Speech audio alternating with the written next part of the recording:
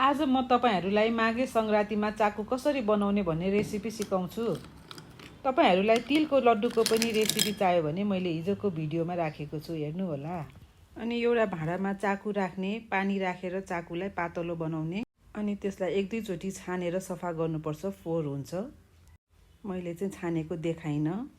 अनि अलि पातलो भएपछि थोरै घिउ राख्ने, मैले चाहिँ घिउ राखेको भिडियो खिच्न बिर्सेछु।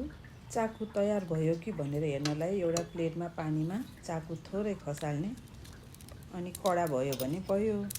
अनि एउटा भाँडामा घिउ राख्ने, तपाईलाई कस्तो सेपमा मनपर्छ त्यो अनुसारले चाकु राख्ने, अनि त्यसको माथि आफूले डेकोरेट गर्ने, अनि चाकुको माथि आफूलाई मनपर्ने ड्राई फ्रुटहरू सबै राखिदिने राम्रोसँग।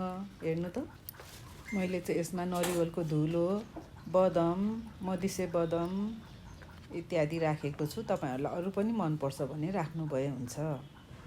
कस्तो लाग्छ तपाईहरुलाई मेरो भिडियो? मन पर्यो भने लाइक, कमेन्ट, शेयर गरिदिनु होला।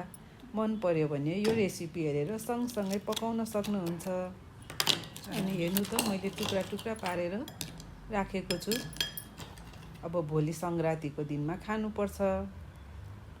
हिजोको भिडियोमा पनि मेरो तिलको लड्डुको रेसिपी छ, हेरेर मलाई साथ दिनु होला। धन्यवाद।